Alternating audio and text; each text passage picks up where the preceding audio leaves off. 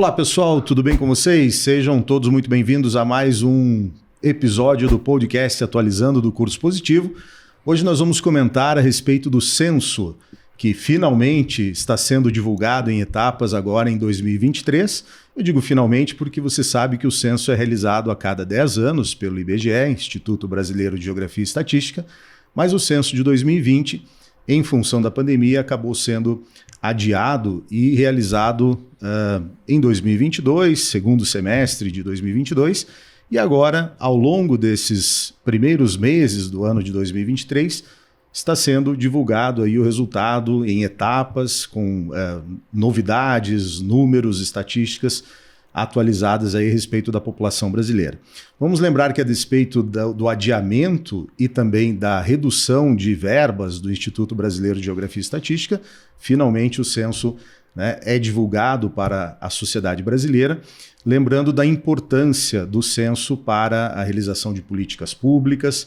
Inclusive, nós já gravamos um episódio anterior sobre a importância do censo. Nós vamos deixar aqui o link para que você também possa acompanhar. E hoje, para falar do resultado do censo de 2020, né, mas agora divulgado em 2023, dois professores de geografia, grandes mestres aqui, conhecidos de todos, professor Alexandre e professor Eduardo, vão comentar conosco sobre esses dados estatísticos tão importantes para a política pública, para a sociedade brasileira como um todo. Alexandre, o que nós podemos trazer de novidade aí para os nossos ouvintes, para os nossos alunos, a respeito dos números do censo, da população absoluta do Brasil? O que você tem para iniciar nosso debate? Bem. Bom, esse censo está sendo chamado Censo 2022. Né? Então, a periodicidade é a cada 10 anos, mas teve esses percalços que o Rogério bem falou, então é o Censo 2022.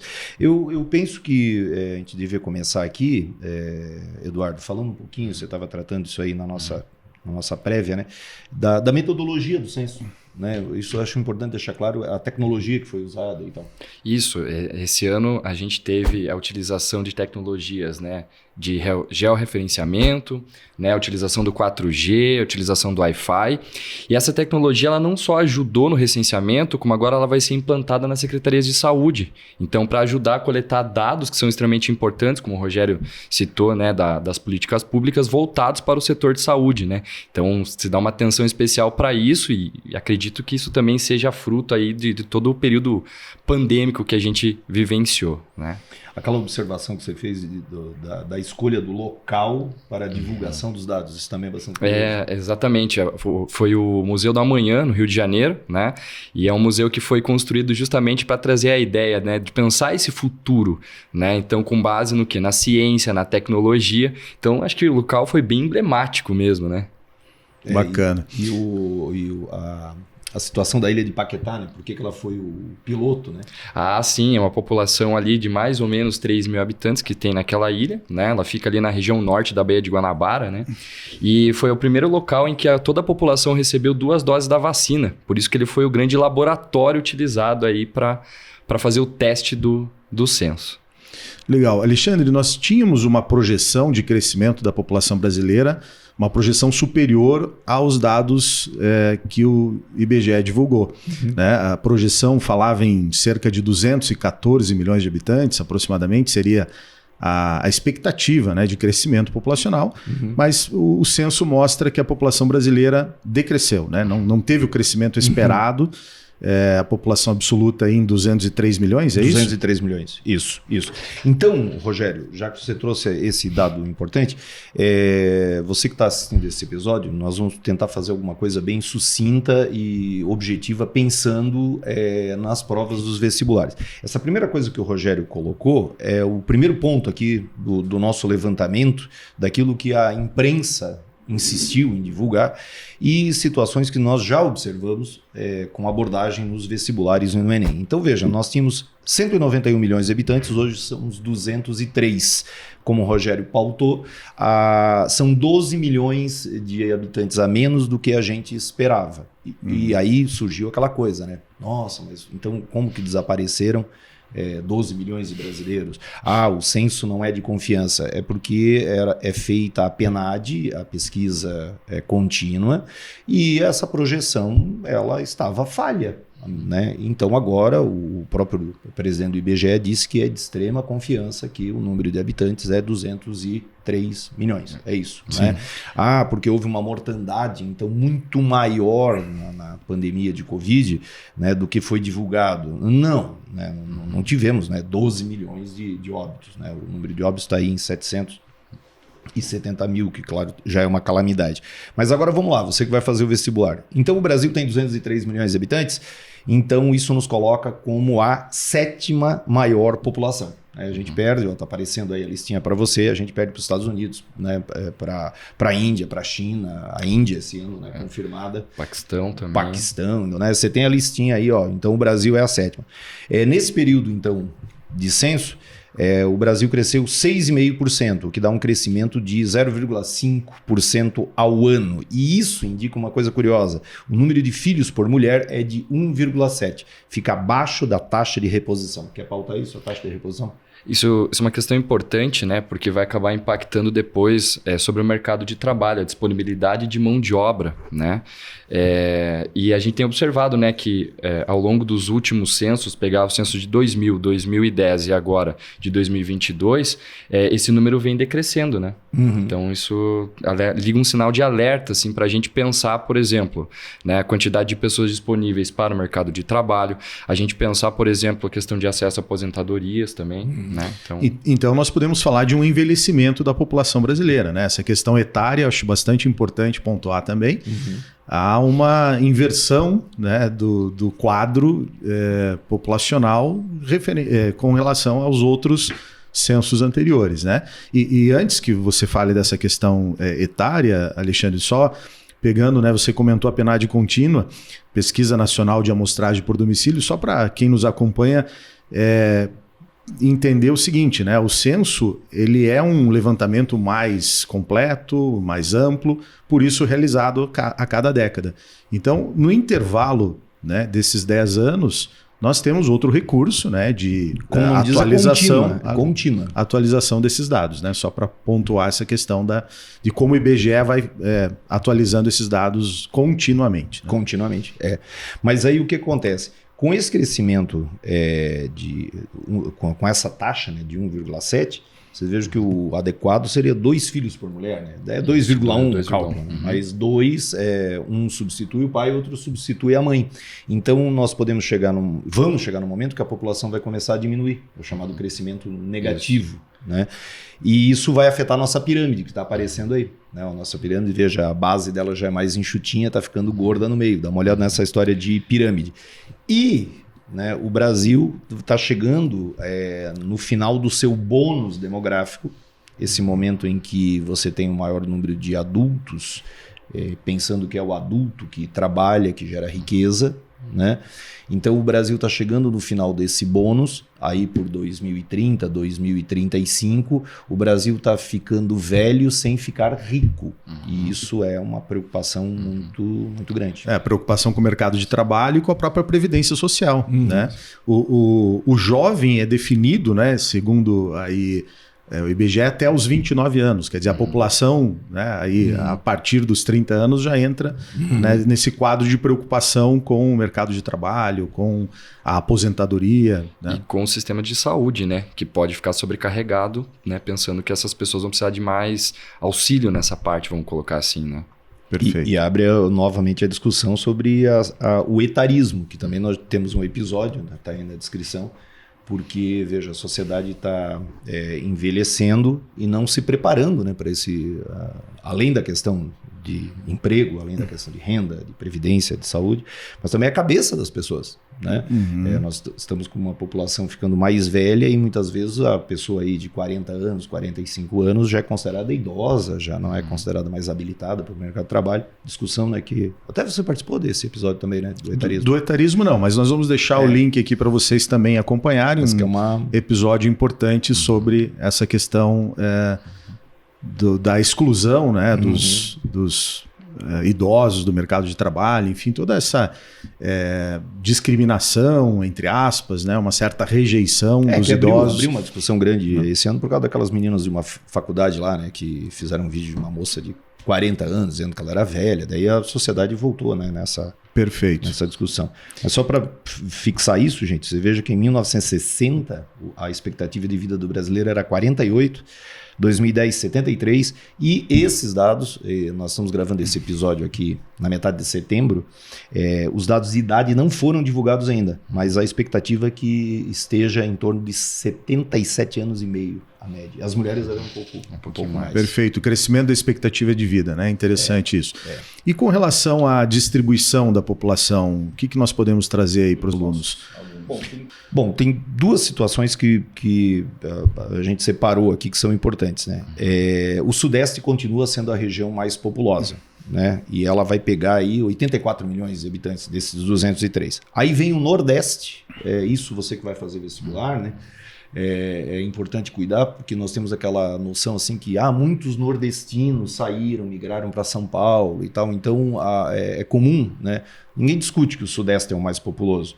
Mas no Nordeste, vou falar isso, não mora ninguém na Amazônia, não mora ninguém no Centro-Oeste, então é natural a pessoa achar assim, o Sul é o segundo, né? Na verdade, o Nordeste é a segunda, o Sul é o terceiro, aí a região Norte é a quarta e o Centro-Oeste é, na atualidade, que tem 16 milhões de habitantes. Mas aí é aquela observação tua lá, né? A questão do Centro-Oeste é interessante, né? Porque por mais que, quando você olha os dados e veja que é a região menos populosa do Brasil, ela é a região que apresentou a maior taxa de crescimento populacional dentre as 5 regiões aí consideradas pelo IBGE. Há um movimento migratório do Sul, né, para o Centro-Oeste. Bem forte. Até para a região Norte. Essa migração, ela se intensifica muito forte ali na década de 60, né, por conta da expansão da fronteira agrícola, né, para o cultivo da soja e também com a construção de Brasília. Construção da capital, exato. Inauguração em 1960. Isso. E hoje esse espaço, né, atrai, claro, o agronegócio é muito importante, mas não se engane que todos que estão indo para o Centro-Oeste está indo efetivamente para trabalhar em lavouras, né? Essa região está se industrializando, serviços, construção civil, infraestrutura. Até porque o agronegócio ele compreende uma cadeia produtiva, né? Então, desde a indústria, distribuição, então ele vai fomentar diversos setores ali, né? E outra divisão aqui é a questão sobre os municípios, né? Porque 41 cidades concentram quase 60 milhões de habitantes, veja você. E aí você vai ter 278 cidades, que são aquelas de 100 a 500 mil habitantes, que vão pegar os outros 59 milhões. Né? Então, há uma concentração no Brasil em grandes cidades, como São Paulo, que tem 11 milhões de habitantes, se mantém como uma mega cidade, né? São Paulo e Rio, cidades globais e tal. Mas aí lá na outra ponta, né? Tá aparecendo essa imagem para vocês, nós temos 1.300 municípios que têm só 4 milhões de habitantes. Veja, você tem uma pequena cidade em Minas Gerais chamada Serra da Saudade, ela tem 833 habitantes.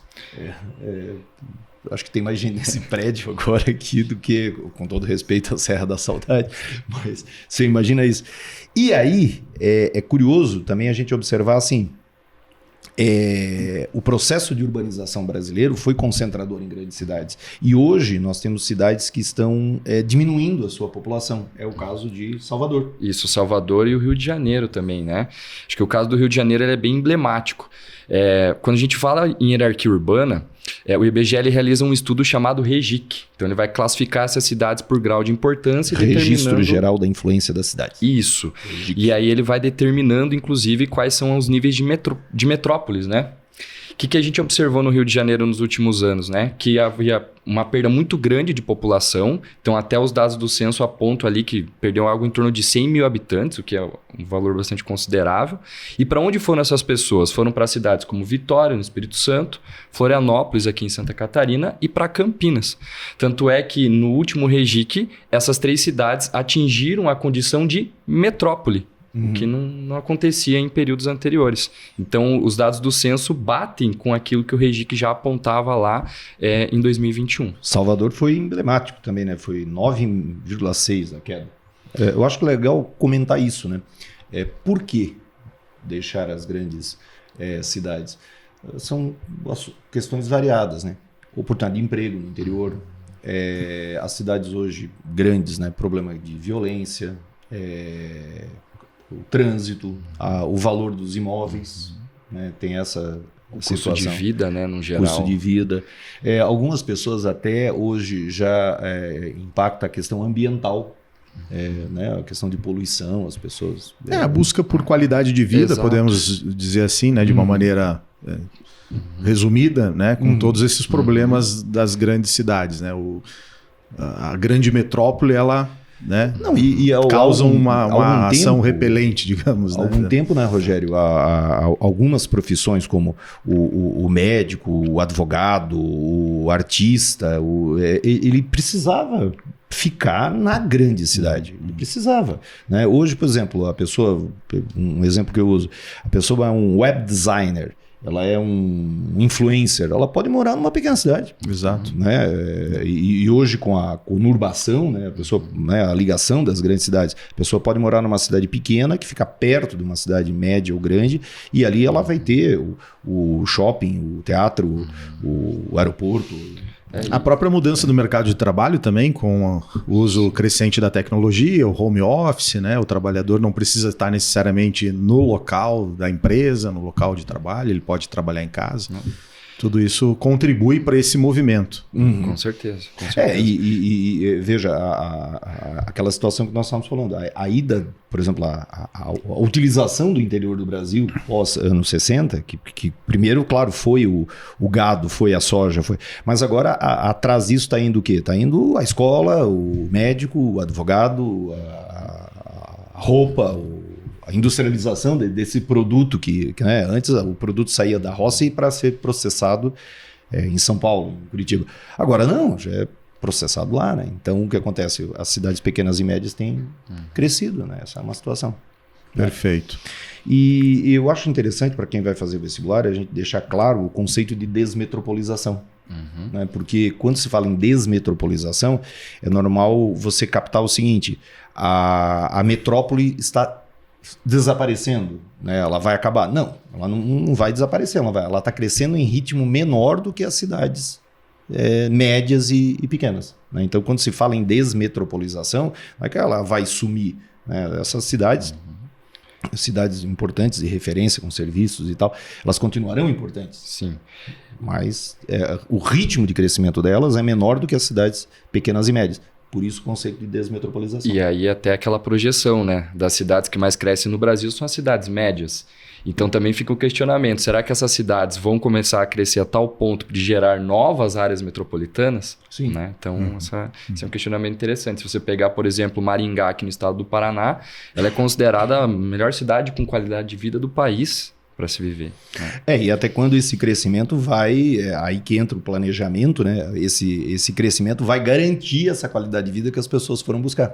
Né? Porque se não for tomado medidas, daqui a pouco estas cidades vão estar sofrendo com... O que as grandes metrópoles sofrem hoje. É a macrocefalia, né? Que é o grande crescimento. E uma discussão que foi forte há alguns anos, e a gente vê um pouco adormecida agora, é o seguinte, né? Se você tem o crescimento dessas cidades pequenas e médias, há um número significativo de municípios que têm uma população muito pequena. E há uma discussão até em acabar com esses municípios. Né? Isso até, gente, eu acho curioso que eu já vi pessoas falando assim, meu Deus, mas como é que vai fazer isso? Vai tirar as pessoas de lá, né? Vão bombardear, vão passar um trator, né? Não, mas esses municípios vão deixar de existir porque provavelmente eles serão colocados como parte de um município vizinho que é maior. Né? Com todo o respeito aqui à Serra da Saudade, mas veja, 833 municípios com uma infraestrutura de prefeitos, vereadores, secretários. Exato. Né? Toda uma estrutura. São 5 mil municípios no Brasil. Então, assim, há um excesso, né, de uma estrutura governamental necessária. Não, e tem município reclamando, alguns municípios desses pequenos, porque isso também é bom que eu não deixei escapar aqui. Alguns municípios desses que têm 10 mil habitantes, 8 mil habitantes, alguns deles perderam população. Aqui no Paraná, cento e tantos municípios não cresceram ou cresceram de forma ínfima e alguns tiveram redução da população. Tem muito prefeito pedindo a revisão dos dados ou questionando, porque, claro, o fundo de participação dos municípios e esses municípios pequenos, muitos sobrevivem do dinheiro que é repassado do governo federal. Claro. E que é conforme o percentual da população, evidente, então, né? A coisa já não estava boa ali, né?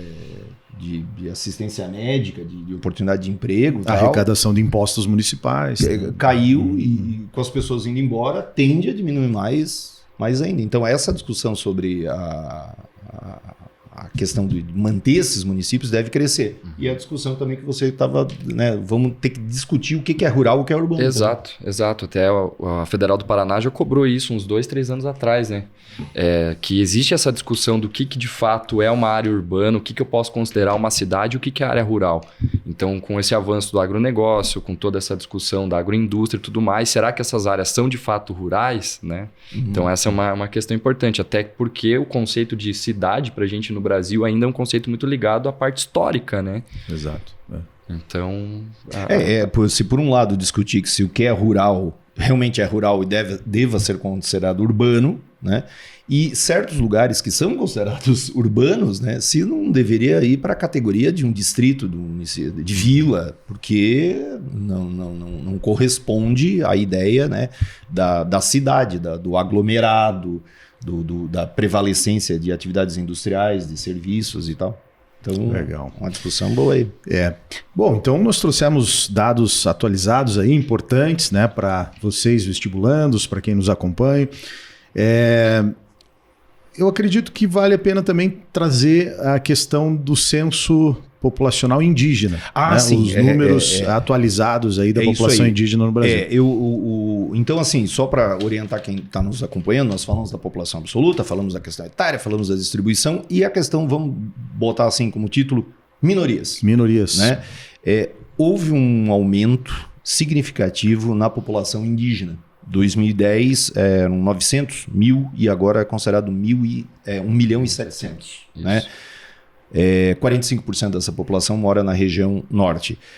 O que aconteceu para aumentar tanto a população indígena? Pois é, e assim, também destacar, né, que os Yanomamis, né, concentram a maior parcela dessa população, algo em torno de 27 mil pessoas que habitam ali. Então você vê que os dados do censo mostrando, né, essa população, vai dar visibilidade a ela, né, e aí todo o cenário, né, que a gente acompanhou aí em relação a essas populações Yanomami, né?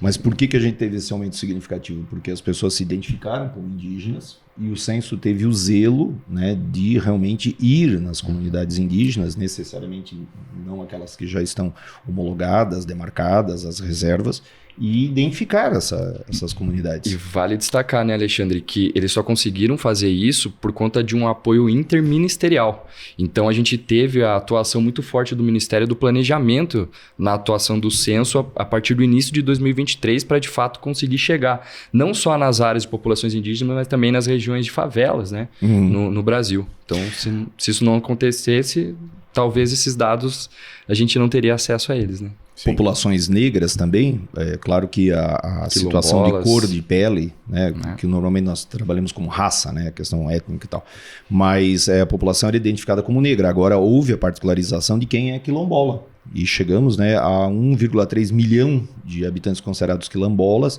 destes apenas 5% têm as suas terras reconhecidas, mais um grupo, né, identificado. E é curioso que a comunidade LGBTQIA+, não houve no censo agora essa identificação, mas sabe-se, porque daí a PNAD, né, a pesquisa continuada, ela mostra que 12% da população brasileira assim se identifica na comunidade LGBTQIA+, o que são 19 milhões de pessoas. Então também, né, veja o seguinte, quase já a ideia de minoria aqui começa... Né? E veja, nós estamos discutindo aí a questão, por exemplo, do casamento de pessoas, né? Homoafetivos, né? O próximo censo há uma pressão grande para que ele tenha isso pautado com Com qualidade, mais precisão, né? Só vale destacar, né, que pela primeira vez na história, né, no censo, foi reconhecida a população autista, né? Então, as pessoas que têm o espectro autista, né? Então, isso também é importante. E por que consideraram, né? Porque houve uma pressão da organização da própria sociedade, de pessoas envolvidas com esse movimento, para ter justamente essa visibilidade. E aí, voltando naquilo que o Rogério pontuou muito bem lá no começo, né? A importância das políticas públicas voltadas para essas pessoas, já que inclusão é um dos temas mais importantes discutidos hoje no Brasil. Atualmente, Maravilha, esperamos que vocês tenham gostado, que vocês utilizem todo esse recurso, todo esse conjunto de informações aí para as suas provas de ciências humanas e quem sabe até eventual argumento aí para uma redação. Interpretação de texto. Exato, algum tema aí que discuta problemas sociais, políticas públicas no Brasil. Quero agradecer a participação dos professores Eduardo, Alexandre, a sua participação, a sua audiência. Se você curtiu, deixa aí o seu like, se inscreva no nosso canal para receber os nossos próximos episódios. Grande abraço, bons estudos a todos, até Rogério, breve. Só deixar claro aí, você que está estudando para o Vestiba, aqui embaixo vamos deixar o caminho para você ver os episódios do etarismo, do censo e alguns links com assuntos aí da imprensa para você poder aprofundar também. Perfeito. Beleza? Obrigado, Alexandre.